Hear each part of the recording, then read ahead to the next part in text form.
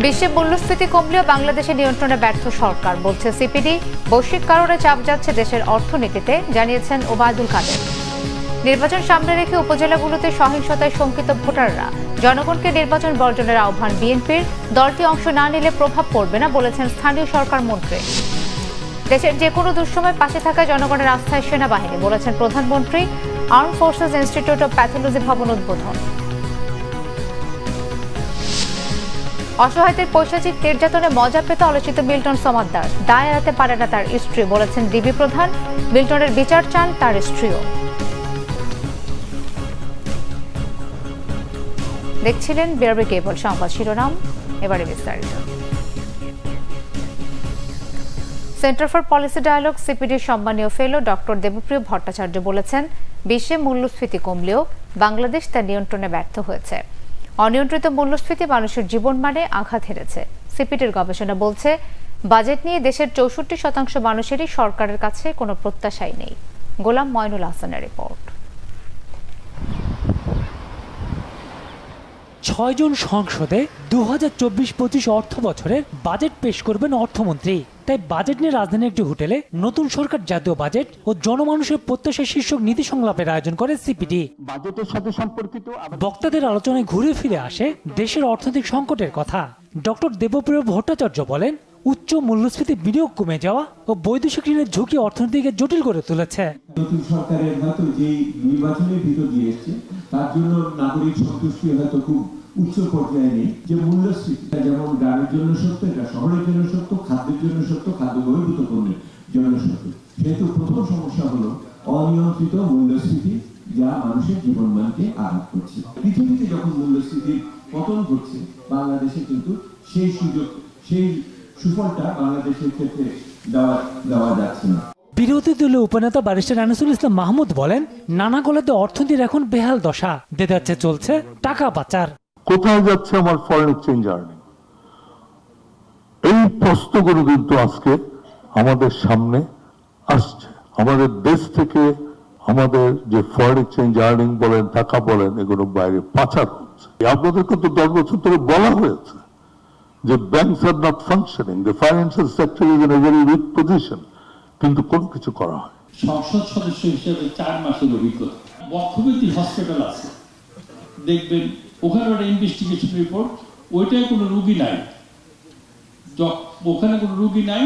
3 জন রুগীকে মাসিক বেতনে ভাড়া দিয়া করে ওখানে রাখা হয়েছে। এটাও একটা প্রতিবেদন আছে, যাতে ওই ডাক্তাররা ওখানে ঠিক মতো পায়। বাজেট কিন্তু সরকারের যাচ্ছে, এইটা আপনারা কেউ চাইলে আমি শেয়ার করতে পারি, আমার কাছে আছে। সেখান থেকে 2টা লোক পাঠালেন যে তুমি দেখে আসো ওই রাস্তার অ্যাকচুয়াল ঘটনা কি। বলে, স্যার রাস্তাটা কিছুটা জায়গা দেবে গেছে, 30,000 টাকা হলে হয়ে যাবে। তো 30,000 টাকা হলে হয়ে যাবে, 3 লাখ টাকা কি কাটো। তো যাই হোক, এই যে সোশ্যাল সেফটি নেট যা বলেন, যাই বলেন, যদি জবাবদিহিতা নিশ্চিত না করতে পারেন, দেশে সুশাসনের সংকট ও দুর্নীতি অর্থনীতিকে ভোগাচ্ছে বলছেন আলোচকরা। দুর্নীতির জিরো টলারেন্স। গোলাম ময়নুল হাসান, বাংলা ভিশন, ঢাকা। বৈশ্বিক সংকটের কারণে অর্থনীতিতে চাপে আছে সরকার, বলেছেন আওয়ামী লীগের সাধারণ সম্পাদক ওবায়দুল কাদের। বাংলাদেশকে নিয়ে সমালোচনা করে অথচ যুক্তরাষ্ট্রের মানবাধিকার কোথায়, সে প্রশ্ন রাখেন তিনি। বলেন, সত্য বলতে গিয়ে যুক্তরাষ্ট্রের স্বার্থে আঘাত লাগলেও বন্ধুত্ব নষ্ট হবে না। তাইমুর রশিদের রিপোর্ট। দলীয় সভাপতির ধানমন্ডির রাজনৈতিক কার্যালয়ে সংবাদ সম্মেলন করেন আওয়ামী লীগের সাধারণ সম্পাদক ওবায়দুল কাদের। বলেন, যুক্তরাষ্ট্র বাংলাদেশের মানবাধিকার নির্বাচন নিয়ে প্রশ্ন তোলে, অথচ দেশটিতে প্রতিদিনই ঘটছে মানবাধিকার লঙ্ঘনের ঘটনা। ফিলিস্তিনিদের পক্ষের আন্দোলনকে দমন করা হচ্ছে নির্মমভাবে। প্রশ্ন রাখেন, আজকে যুক্তরাষ্ট্রের পরিস্থিতি নিয়ে কথা বললে বন্ধুত্ব নষ্ট হবে কেন? যুক্তরাষ্ট্রে আজকে যা হচ্ছে, সে সত্য বলতে গেলে আমাদের অপরাধ কোথায়? এখানে সম্পর্কের অবনতি কেন? সম্পর্কের যুক্তরাষ্ট্রের সাথে আমাদের বন্ধুত্ব নেই, এটা তো আমরা বলছি না, কিন্তু তারা মানবাধিকার আমাদের দেশে যে চোখে দেখবে, তাদের নিজের দেশে সে দৃষ্টিতে দেখবে না কেন? প্রটেস্টকে এত রুথলেসলি পারসিকিউট করা হচ্ছে, তো সেটা বলা কি অপরাধ? সত্য, তুমি আমার সত্য বলতে যাবে, আমি তোমার সত্য কেন তুলে ধরব? ওবায়দুল কাদের বলেন, ভালো নির্বাচনের জন্যই প্রতীক ছাড়া নির্বাচনের পথে হেঁটেছে সরকার। স্মরণ করিয়ে দেন, সমালোচনা করলেও ভারতের বিরোধী দল নির্বাচন বয়কট করে না। স্বীকার করেন, অর্থনীতি নিয়ে চাপে থাকার কথা। চাপটা হলো গ্লোবাল ইকোনমি, বিশ্বের অর্থনৈতিক সংকটের প্রভাব থেকে বাংলাদেশ মুক্ত আছে এমন দাবি আমরা করতে পারি না। কাজে আমরাও চাপ অনুভব করছি। যেমন আমাদের দ্রব্যমূল্য চাপের মুখে আছে, এটা তো অস্বীকার করলে বাস্তবতাকে অস্বীকার করে। দলীয় পদ যেন কোনো পরিবারের কাছে জিম্মি না হয়ে যায়, এ ব্যাপারে আওয়ামী লীগ সতর্ক বলেও জানান ওবায়দুল কাদের। কোনো পরিবারে কেন্দ্রীভূত হয়ে যায়। তাইমুর রশিদ, বাংলা ভিশন, ঢাকা। এদিকে সহিংসতা, হামলা, মামলা ও প্রচারণায় বাধা সহ এমপি সমর্থিত প্রার্থীদের বিরুদ্ধে প্রভাব বিস্তারের গুরুতর অভিযোগ সিরাজগঞ্জের 3টি উপজেলা নির্বাচনে। এতে আতঙ্কে ভোটাররা। যদিও ভোটের পরিবেশ শান্তিপূর্ণ রাখতে সব ব্যবস্থা নেওয়ার কথা জানিয়েছেন জেলা নির্বাচন কর্মকর্তা। সিরাজগঞ্জ প্রতিনিধি হারুনুর রশিদ খান হাসানের তথ্য ভিডিও চিত্রে ডেস্ক রিপোর্ট। প্রথম ধাপে সিরাজগঞ্জ সদর, তাঁত সমৃদ্ধ বেলকুচি, জাতীয় 4 নেতার অন্যতম শহীদ ক্যাপ্টেন মনসুর আলীর স্মৃতি বিজড়িত কাজীপুর উপজেলা নির্বাচন। 3 উপজেলায় চেয়ারম্যান পদে 11 জন, নারী ভাইস চেয়ারম্যান পদে 10 জন এবং 11 জন পুরুষ ভাইস চেয়ারম্যান প্রার্থী প্রতিদ্বন্দ্বিতা করছেন। নির্বাচনের পরিবেশ নিয়ে উদ্বিগ্ন এমপি সমর্থকদের বাইরের চেয়ারম্যান প্রার্থীরা। প্রতিদ্বন্দ্বী প্রার্থীর বিরুদ্ধে প্রভাব বিস্তারের অভিযোগ তাদের। নির্বাচনে অংশগ্রহণের পর থেকেই গাজীপুরের বিভিন্ন স্থানে প্রতিদ্বন্দ্বী প্রার্থী কুইল রহমান সিরাজি সন্ত্রাসী বাহিনী আমার এবং আমার কর্মীদের উপর নির্বাচনের প্রচারে বাধা প্রদান করেছে। তারা প্রকাশ্যে আমাকে নির্বাচন হতে সরে দাঁড়ানোর জন্য হুমকি প্রদান করেছে। একজন প্রতিপক্ষ আছেন, তিনি বাইরে থেকে সন্ত্রাসীদের এনে মাইক্রোবাস ভাড়া করে তারা বিভিন্ন জায়গায় টহল দিচ্ছে, যেটা নির্বাচন তারা 300-400 হুন্ডা নিয়ে এই মুহূর্তে তারা বিভিন্ন জায়গায় টহল দিচ্ছে। একটা বাজারে আমি কোনো সংযোগে ছিলাম, সেখানে ছাত্রলীগের যুবলীগের কর্মীরা আমাকে বাধা প্রদান করে। থানায় যখন আসছি আশ্রয় নেওয়ার জন্য, ঠিক 5 মিনিট পরে ইঞ্জিনিয়ার আমিরুল সাহেব 40-50টা হুন্ডা নিয়ে এসে থানায় ঘেরা করে অসৃষ্টি ভাষায় আমার সম্বন্ধে গালিগালাজ করছে। বলছে রক্তর বন্যা বাবা দিমু, রক্ত দেওয়া হোলি খেলবো। এখন পর্যন্ত আমাকে হুমকি দামকি, পান্নাসের হুমকি দামকি দিয়েই যাচ্ছে। তারা আসলে ভোটের মাঠে নাই। আমরা শুনি যে ঢাকা, সিরাজগঞ্জ বিভিন্ন জায়গায় গিয়ে শুধু অভিযোগ করে বেড়াচ্ছে এই নির্বাচনটাকে বিতর্কিত করার জন্য। আসলে তারা ভোটের প্রতিদ্বন্দ্বিতায় নাই। প্রার্থীর সমর্থকদের সহিংসতায় উদ্বিগ্ন ভোটাররা। শান্তিপূর্ণ পরিবেশের লক্ষণ দেখছেন না তারা। ভোট সুষ্ঠুভাবে আমরা নিজের ভোট নিজে দিতে পারি, এই তো আমাদের নির্বাচনের মিটিং চিনি করতে পারে, এরকম একটা পরিবেশ আমরা কোনো ঝামেলা যেন গন্ডগোল না হয়, এরকম আমরা সুষ্ঠু নির্বাচন আমরা চাচ্ছি। ভোটের জন্য সুষ্ঠু পরিবেশ থাকে, সেন্টারে কোনো হইয়াঙ্গম না হয়। রিটার্নিং কর্মকর্তার আশ্বাস, নির্ভয়ে ভোট দিতে পারবে মানুষ। জানান, প্রার্থীদের অভিযোগের প্রয়োজনীয় ব্যবস্থা নেওয়া হচ্ছে। কয়েকটি অভিযোগ আমরা ইতিমধ্যে পেয়েছি। সে অভিযোগগুলোর বিষয়ে ওই সংশ্লিষ্ট প্রার্থীকে কারণ দর্শানোর নোটিশ দেওয়া হয়েছে। ইভিএম পদ্ধতিতে আমরা আশা করি এখানে জনগণ স্বতঃস্ফূর্তভাবে ভোট দিবেন। এখানে সকল প্রার্থী সমানভাবে প্রচারণা চালাচ্ছে, স্বতঃস্ফূর্তভাবে সবাই যাতে ভোট দিতে পারে সেজন্য সমস্ত কার্যক্রম এখানে গ্রহণ করা হচ্ছে। সিরাজগঞ্জের 3 উপজেলায় মোট ভোটার 9,78,272 জন। কেন্দ্র 390টি। 8 মে ভোট হবে ইভিএমে। Bangla Vision News Desk. BNP নেতারা বলেছেন, 7 জানুয়ারি জাতীয় সংসদের ডামি নির্বাচনের পর উপজেলায়ও ডামি নির্বাচন করছে সরকার। এই নির্বাচনে কোনো গণতন্ত্রকামী দল অংশ নিচ্ছে না। জনগণকে উপজেলা নির্বাচন বর্জনের আহ্বান জানান তারা। বলেন, গণতন্ত্র না ফিরলে ভোটাধিকার ও গণমাধ্যমের স্বাধীনতাও ফিরে আসবে না। আরো জানাচ্ছেন জাহাঙ্গীর আকন্দ।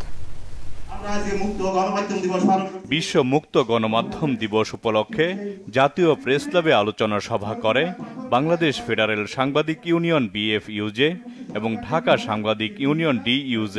এতে বিএনপির স্থায়ী কমিটির সদস্য ডক্টর আব্দুল মঈন খান বলেন, গণতন্ত্র ও বাক স্বাধীনতার সংগ্রাম চলছে। গণমাধ্যমের স্বাধীনতা নিশ্চিতের সকল দায়িত্ব সরকারের, কারণ সংবাদপত্রের স্বাধীনতায় বাধা দেয় সরকার।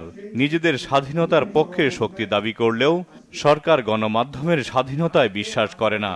গণতন্ত্র যদি দেশে না থাকে, দেশে যদি একদলীয় শাসন কায়েম হয়ে থাকে, আওয়ামী লীগের নীতি অনুযায়ী, কথা অনুযায়ী, বক্তব্য অনুযায়ী, চিন্তাধারা অনুযায়ী বাংলাদেশের 18 কোটি মানুষকে একই লাইনে চলার জন্য যেখানে বাধ্য করা হয়, সেখানে সংবাদপত্রের স্বাধীনতা থাকতে পারে। যে গণতন্ত্র রক্ষার মূল কবচ হচ্ছে মুক্ত সংবাদ মাধ্যম, সেই গণতন্ত্রকে রক্ষা করতে হলে আজকে বাংলাদেশে সংবাদপত্রের স্বাধীনতা নতুন করে প্রতিষ্ঠা করতে হবে। এদিকে জনগণকে উপজেলা নির্বাচন বর্জনের আহ্বান জানিয়ে রাজধানীর বেইলি রোড এলাকায় লিফলেট বিতরণ করেন বিএনপির সিনিয়র যুগ্ম মহাসচিব রুহুল কবির রিজভী। এ সময় তিনি বলেন, জনগণ ভোট দিয়ে পছন্দের প্রতিনিধি নির্বাচন করতে পারে না। সরকার আজীবন ক্ষমতায় থাকতে এই পরিস্থিতি তৈরি করেছে। কোনো নির্বাচনে ভোটারদের কোনো অধিকার নেই, তারা ভোট দিয়ে তাদের জনপ্রতিনিধি নির্বাচিত করতে পারে না, ভোট দিয়ে তারা সরকারকে পরিবর্তন করতে পারে না। দাবি নির্বাচনের পর আবার তিনি উপজেলা নির্বাচন শুরু করেছেন, এটাও দাবি। এইখানে কোন গণতন্ত্রকামী রাজনৈতিক দল তারা অংশগ্রহণ করছে না। এখানে যারা উপস্থিত তারা কোথাও না কোথাও কোনো উপজেলার বাসিন্দা, তাদের কাছে অনুরোধ করছি, আপনারা কেউ এই দাবি সরকার, এই অবৈধ সরকারের কোনো নির্বাচনে অংশগ্রহণ করবেন না। জাহাঙ্গীর আকন্দ, বাংলাভিশন, ঢাকা। স্থানীয় সরকার, পল্লী উন্নয়ন ও সমবায় মন্ত্রী তাজুল ইসলাম বলেছেন, উপজেলা নির্বাচনে বিএনপি অংশ না নিলে তাতে দেশের গণতন্ত্রে প্রভাব পড়বে না, অংশগ্রহণমূলকই হবে। রবিবার বিএফডিসিতে ডিবেট ফর ডেমোক্রেসির ছায়া সংসদে প্রধান অতিথির বক্তব্যে মন্ত্রী কথা বলেন। তাজুল ইসলাম বলেন, দেশে গণতন্ত্র নিয়ে কথা হচ্ছে, এমন বিতর্ক সারা পৃথিবীতেই আছে। বিশ্বে এমন কোনো লিডার নেই যাদের কোনো বদনাম নেই। মন্ত্রী বলেন, গণতন্ত্র রক্ষার দায়িত্ব শুধু সরকারের নয়, গণতন্ত্র টিকিয়ে রাখতে বিরোধী দলের ভূমিকা রয়েছে। ডিবেট ফর ডেমোক্রেসির চেয়ারম্যান হাসান আহমেদ চৌধুরী কিরণ বলেন, আসছে উপজেলা নির্বাচন আওয়ামী লীগ বনাম আওয়ামী লীগই হচ্ছে।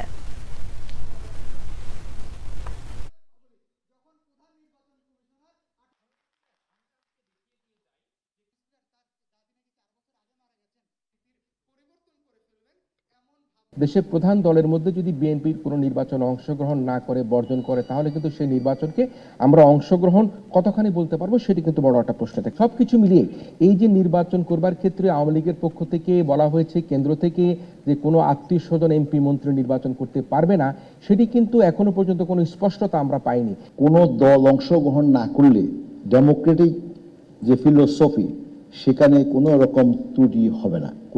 কোনো দল অংশগ্রহণের কথা বলা হয়নি, পার্টিসিপেটরি ইলেকশনের কথা বলা হয়েছে। আপনি ইন্ডিভিজুয়ালি পার্টিসিপেট করতে পারেন অথবা কোনো দলীয়ভাবে পার্টিসিপেট করতে পারেন, এবং কোনো দল অংশগ্রহণ না করলে ডেমোক্রেসি যে প্রসেস, ফিলোসফি, এটার জন্য কোনো ক্ষতির কোনো সুযোগ আছে বলে আমি জানি না। প্রধানমন্ত্রী শেখ হাসিনা বলেছেন, দেশের যে কোনো দুঃসময় সশস্ত্র বাহিনী জনগণের পাশে থেকে আস্থা অর্জনে সক্ষম হয়েছে। এই বাহিনী এখন দেশের মানুষের ভরসাস্থল। এর আগে 14 তলা বিশিষ্ট arm forces institute of pathology ভবন এবং সেনা প্রাঙ্গণ অডিটোরিয়ামের উদ্বোধন করেন প্রধানমন্ত্রী। রিপোর্ট সৈয়দ আব্দুল মোহিতের। ঢাকা সেনানিবাসে আর্মি সেন্ট্রাল অডিটোরিয়ামে আয়োজিত সেনাবাহিনীর দরবার অনুষ্ঠানে অংশ নেন প্রধানমন্ত্রী শেখ হাসিনা। দিক নির্দেশনার পাশাপাশি জানান, সশস্ত্র বাহিনীর আধুনিকায়নে তার সরকারের নানা পরিকল্পনার কথা।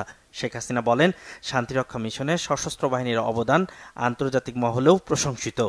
ফোর্সেস গোল বাস্তবায়নের মাধ্যমে আমরা চাচ্ছি আমাদের সশস্ত্র বাহিনী আধুনিক জ্ঞান সম্পন্নভাবে প্রতিষ্ঠিত হবে। সেই সাথে যেহেতু আমাদের 2008 নির্বাচনের লক্ষ্য ছিল ডিজিটাল বাংলাদেশ গড়ে তোলা, কাজে আধুনিক প্রযুক্তি জ্ঞান সম্পন্ন আমাদের সশস্ত্র বাহিনী গড়ে উঠবে, সেটাই আমাদের লক্ষ্য এবং সেভাবেই আমরা কাজ করে যাচ্ছি। শান্তিরক্ষা মিশনে আমাদের সশস্ত্র বাহিনী যে অবদান রাখে, প্রতিটি দেশ প্রত্যেকেই ভূয়সী প্রশংসা করে, কাজে সেটাকে আরও উন্নত করাই আমাদের লক্ষ্য।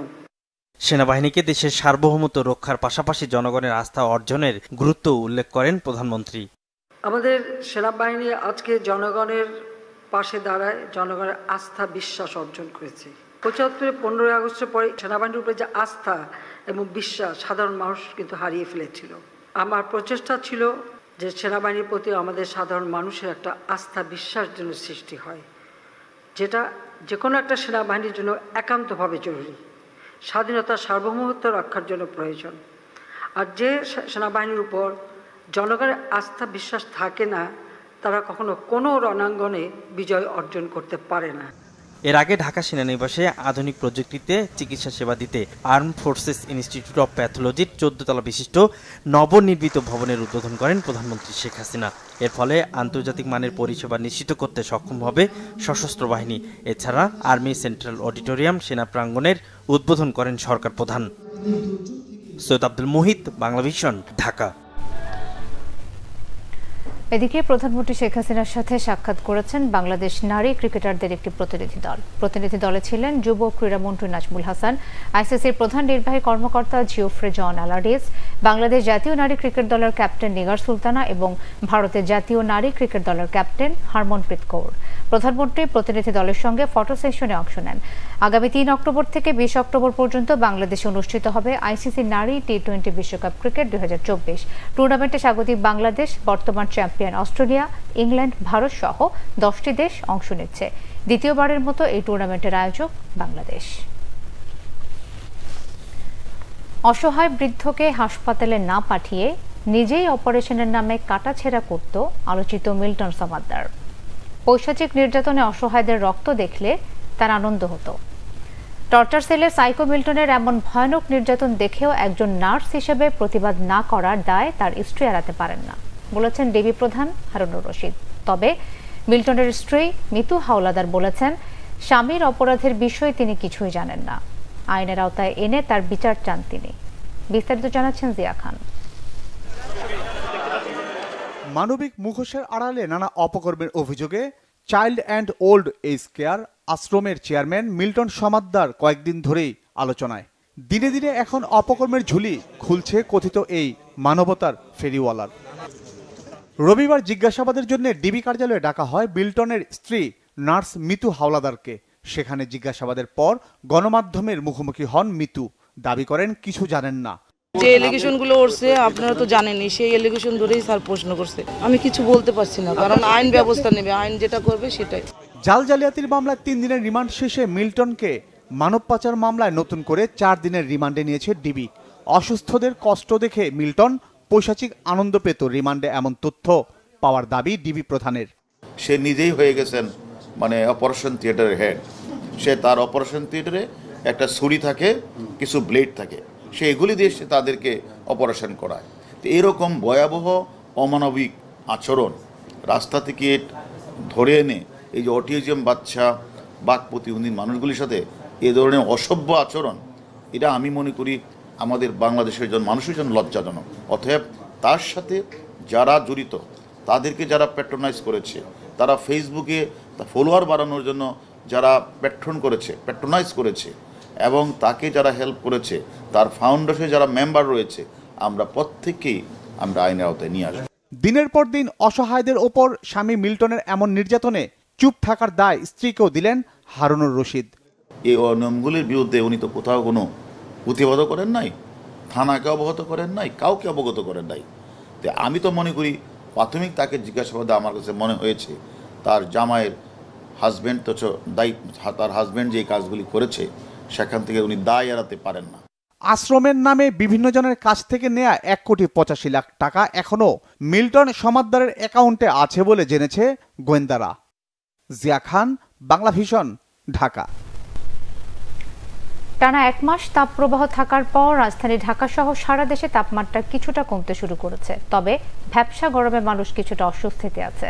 আবহাওয়া অফিস বলছে, আগামীকাল থেকে সারা দেশে বিচ্ছিন্নভাবে বজ্রপাত সহ বৃষ্টিপাতের সম্ভাবনা রয়েছে।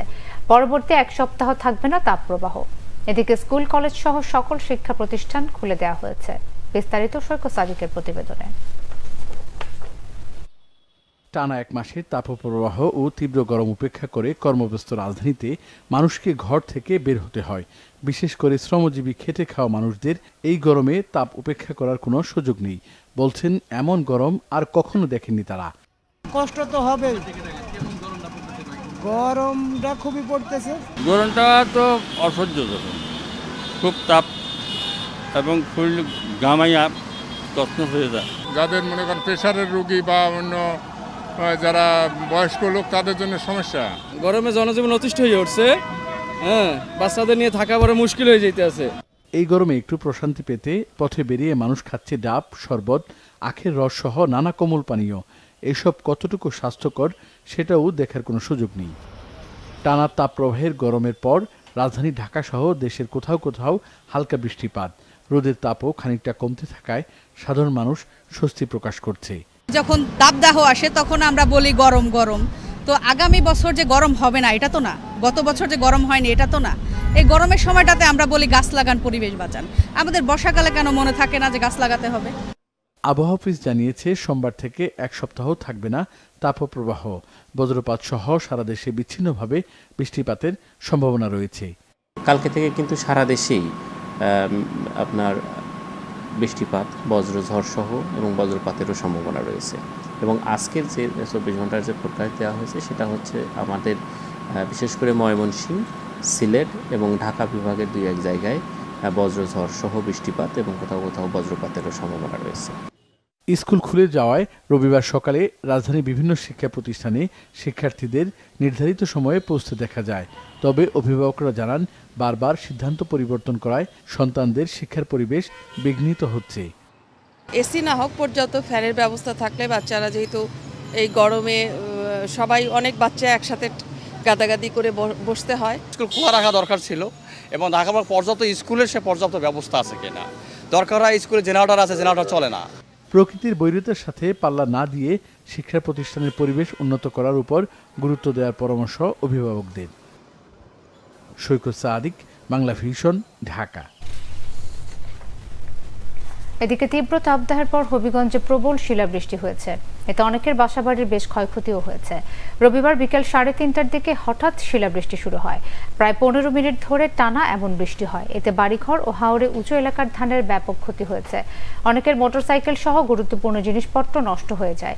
শহরের একাধিক বাসিন্দা জানান, বাতাসের সাথে মাঝারি থেকে বড় আকারের শিলাবৃষ্টিতে পুরাতন অনেক বাসা, বাড়ির টিন একেবারেই নষ্ট হয়ে গেছে। এদিকে জেলা কৃষি বিভাগ জানিয়েছে, হাওরের প্রায় 20% ধান এখনো মাঠে রয়েছে।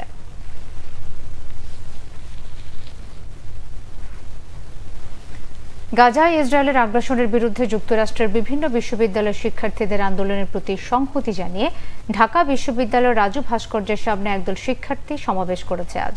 পরে বিক্ষোভ মিছিল শেষে ইসরায়েলের প্রধানমন্ত্রী নেতানিয়াহুর কুশপুত্তলিকা দাহ করে তারা।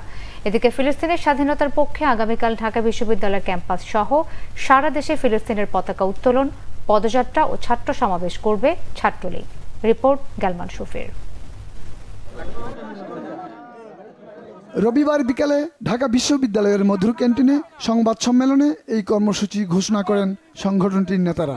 আগামীকাল 6 মে সকাল 11টায় দেশব্যাপী সকল শিক্ষা প্রতিষ্ঠানে জাতীয় পতাকার পাশাপাশি প্যালেস্টাইনের পতাকা উত্তোলন, পদযাত্রা এবং সংহতি সমাবেশ এটি সফল করার জন্য বাংলাদেশ ছাত্রলীগের সকল স্তরের নেতাকর্মীদের প্রতি আমরা আহ্বান জানাচ্ছি। আগামীকালকের পতাকা উত্তোলনের কর্মসূচি পৃথিবীর সকল স্বাধীনতাকামী, মুক্তিকামী মানুষের কর্মসূচি। আগামীকালকের সংহতি সমাবেশ পৃথিবীর সকল যুদ্ধ বিরোধী, মানবতা বিরোধী অপরাধের বিরুদ্ধে আমাদের যে দৃঢ় অবস্থান রয়েছে সেই অবস্থানের পক্ষে আমরা সংহতি জানানোর জন্য এই সমাবেশের আয়োজন করছি। অন্যদিকে স্টুডেন্ট অব ঢাকা বিশ্ববিদ্যালয় ব্যানারে একদল শিক্ষার্থী সমাবেশ করে রাজু ভাস্কর্যের সামনে। ইসরায়েলের সাথে সব ধরনের ব্যবসায়িক, সাংস্কৃতিক ও রাজনৈতিক সম্পর্ক ছিন্ন সহ কয়েকটি দাবি উত্থাপন করেন নেতারা। ইসরায়েল কর্তৃক যে গণহত্যা চালানো হচ্ছে সেটা বন্ধের নিরসনে ইসরায়েল সহ তাদের দোসরদের সাথে সকল ধরনের ব্যবসায়িক, সাংস্কৃতিক, রাজনৈতিক সম্পর্ক ছিন্ন করতে হবে। আমরা এরপরে বলতে চাই, আমেরিকান ইউনিভার্সিটিতে শিক্ষার্থীদের উপরে যে নৃশংস হামলা চালানো হয়েছে এর দৃষ্টান্তমূলক শাস্তি দিতে হবে, বিচার করতে হবে। সমাবেশের পর হয় বিক্ষোভ মিছিল। শেষে ইসরায়েলের প্রধানমন্ত্রী নেতানিয়াহুর কুশপুত্তলিকা দাহ করা হয়। যুক্তরাষ্ট্রের বিভিন্ন বিশ্ববিদ্যালয়ে গাজায় ইসরায়েলের আগ্রাসন বিরোধী শিক্ষার্থীদের ফ্রি প্যালেস্টাইন মুভমেন্টে সংহতি জানিয়ে এই কর্মসূচি পালন করা হয়। গালমান শফি, বাংলা ভিশন, ঢাকা। বাংলাদেশ সেনাবাহিনী পেরু আর্ম ফোর্সেসকে explosive ordnance disposal remotely operated vehicle উপহার দিয়েছে। রবিবার সকালে আর্মি মাল্টিপারপাস কমপ্লেক্সে এই উপহার পেরু আর্ম ফোর্সেসের 9 সদস্যের প্রতিনিধি দলের কাছে হস্তান্তর করেন সেনাপ্রধান জেনারেল এস.এম. শফিউদ্দিন আহমেদ। পরে সেনাপ্রধান বলেন, জাতিসংঘের অন্যতম প্রধান শান্তিরক্ষী প্রেরণকারী দেশ হিসেবে বাংলাদেশ সেনাবাহিনীর অপারেশনাল সক্ষমতা বৃদ্ধির বিভিন্ন পদক্ষেপ নিয়েছে। এছাড়া শান্তিরক্ষা মিশনে নিয়োজিত অন্যান্য সদস্য রাষ্ট্রের শান্তিরক্ষা মিশন সংক্রান্ত সক্ষমতা বৃদ্ধিতে বাংলাদেশ সহযোগিতা করে আসছে। পেরু আর্ম ফোর্সেসকে স্বনির্মিত আরোভি প্রদান বাংলাদেশ সেনাবাহিনীর সক্ষমতার উজ্জ্বল দৃষ্টান্ত বলেও জানান সেনাপ্রধান জেনারেল এস.এম. শফিউদ্দিন আহমেদ।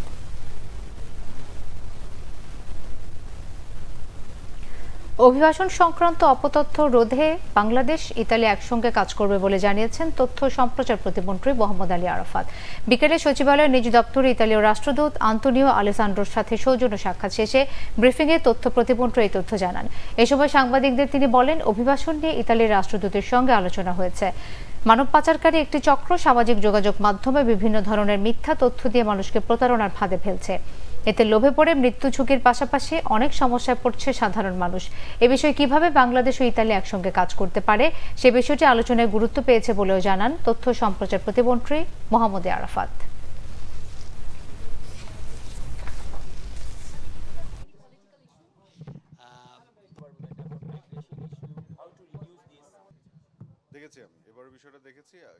তো আমরা কথা বললাম যেটা যে সোশ্যাল মিডিয়াতে সামাজিক যোগাযোগ মাধ্যমে যত অপতথ্য আছে এবং ফেক নিউজ আছে, যে গুজব আছে, গুজবের শিকার শুধু যারা এই মাইগ্রেশনের জন্য হিউম্যান ট্রাফিকিং এর শিকার হয় তারাই না, বিভিন্ন সেক্টরে অনেকে আছে। এইটা নিয়ে আমরা কিভাবে একসাথে কাজ করতে পারি, তো সেটা নিয়ে তারা আমার সাথে এগ্রি করেছে যে হ্যাঁ, ডিসইনফরমেশন ক্যাম্পেইন যেটা হয় বিভিন্ন এরিয়াতে এবং দিন শেষে মানুষ ঝুঁকির মধ্যে পড়ে, মৃত্যুর মুখে পড়ে, সেটা মাইগ্রেশনে হোক অন্য যে কোনো এরিয়াতে হোক।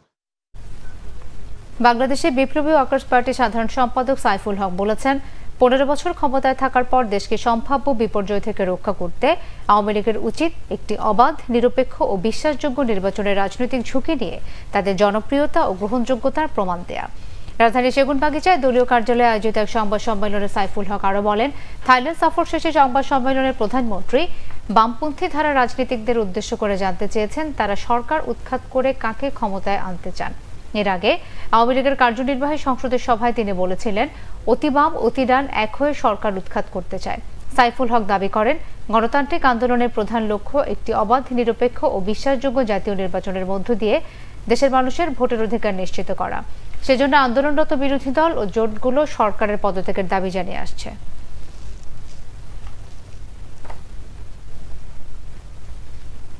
আওয়ামী লীগ সবচেয়ে বড় অন্যায় যে কাজটা তারা করে আসছেন, যেখানে ভোটের নিয়মতান্ত্রিক পথে, শান্তিপূর্ণ পথে তারা সরকার পরিবর্তনের পথ বাস্তবে পুরোপুরি তারা বন্ধ করে দিয়েছেন।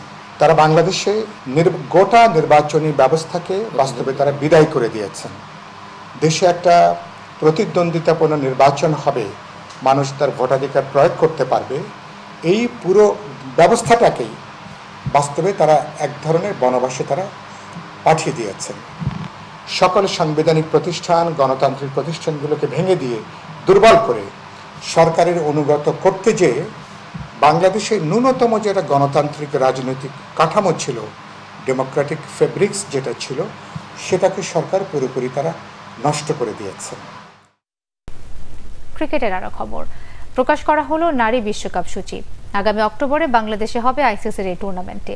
আগের বিশ্বকাপগুলোর হতাশা ভুলে এবারের আসরে ভালো সাফল্য পেতে চায় টাইগার্সরা। এ নিয়ে দ্বিতীয়বার নারী বিশ্বকাপের আয়োজক বাংলাদেশ। মানিক মাহমুদের রিপোর্ট। নারী ক্রিকেট বিশ্বকাপের নবম আসর, অংশ নেবে 10টি দল। 2টি গ্রুপে লড়বে দলগুলো। 8টি দল চূড়ান্ত, বাকি 2টি আসবে বাছাই পর্ব খেলে। এবারে বিশ্বকাপের আয়োজক বাংলাদেশ। টুর্নামেন্টের সূচি চূড়ান্ত করেছে আইসিসি। 3 থেকে 20 অক্টোবর পর্যন্ত হবে বিশ্বকাপের 23টি ম্যাচ। বিশ্বকাপে বি গ্রুপে খেলবে বাংলাদেশ। সেখানে তাদের প্রতিপক্ষ ইংল্যান্ড, দক্ষিণ আফ্রিকা, ওয়েস্ট ইন্ডিজ ও বাছাই পর্ব থেকে আসা দ্বিতীয় দল। এখন পর্যন্ত 4টি বিশ্বকাপ খেলেছে বাংলাদেশ নারী ক্রিকেট দল। ঘরের মাঠে 2014 বিশ্বকাপে আয়ারল্যান্ড ও শ্রীলঙ্কাকে হারিয়েছিল টাইগ্রেসরা। এরপর বিশ্বকাপে আর কোনো জয় পায়নি তারা। ওই আক্ষেপ দূর করার লক্ষ্য অধিনায়ক নিগার সুলতানা জ্যোতির।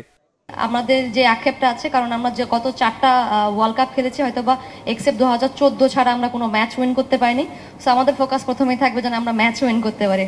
বাংলাদেশে উইমেন ক্রিকেট এভাবে প্রমোট হচ্ছে না, বিসিবি অনেক ট্রাই করে যাচ্ছে আমাদেরকে প্রমোট করার জন্য, যেন আমাদের গ্রোটা আরো জলদি হয়। সেই ক্ষেত্রে বিশ্বকাপটা কিন্তু আমাদের জন্য অনেক বড় একটা প্লাস পয়েন্ট। নারী ক্রিকেটকে ছড়িয়ে দেওয়ার কথা বরাবরই বলে আসছে আইসিসি। মাঠে দর্শক আনতে স্কুলের শিক্ষার্থীদের জন্য বিনামূল্যে খেলা দেখার ব্যবস্থা থাকবে কিনা জানান বিসিবির সভাপতি নাজমুল হাসান পাপন। খেলা হবে মিরপুর স্টেডিয়াম ও সিলেট আন্তর্জাতিক ক্রিকেট স্টেডিয়ামে। এর বাইরে চট্টগ্রামে আন্তর্জাতিক ভেন্যু থাকলেও সেটা রাখা হয়নি কেন, তার জবাব দেন বিসিবি সভাপতি। আমি ঠিক এটার এক্স্যাক্ট কারণটা জানি না, তবে আমার ধারণা যে পসিবল যতগুলো ভেন্যু ছিল ওনারা দেখে বোধহয় মনে করেছে এই দুটো হলেই এই টুর্নামেন্টের জন্য সবচেয়ে ভালো হয়। মানে অন্য জায়গায় হলেও যে ভালো হতো তা ঠিক, আরো ছড়াতো। বোর্ড নিজের উদ্যোগে চেষ্টা করবে যে ওদেরকে মাঠে আনার জন্য। যদি পেমেন্ট করতে হয় বোর্ড করবে, মানে ওদেরকে পে করতে হবে না। কিন্তু বিশ্বকাপের কোনো টিকিটই ফ্রি না। বিশ্বকাপে গ্রুপ এতে খেলবে 6বারের champion Australia, Bharat, New Zealand, Pakistan ও বাছাই পর্বের প্রথম দল। মানিক মাহমুদ, বাংলা ভিশন, ঢাকা। সংবাদ শেষ করব বিআরবি কেবল শিরোনামগুলো আরো একবার জানিয়ে।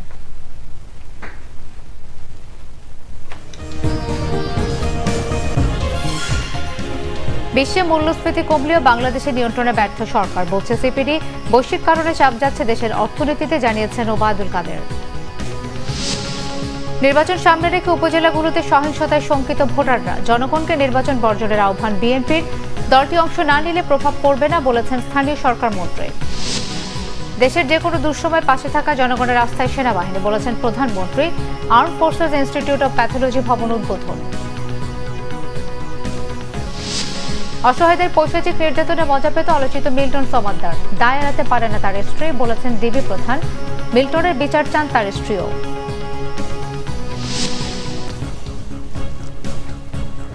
এই ছিল এখনকার মতো। পরের সংবাদটা 10:30। এর আগে 9টায় রয়েছে নিউজ 20 দেখার আমন্ত্রণ রইল।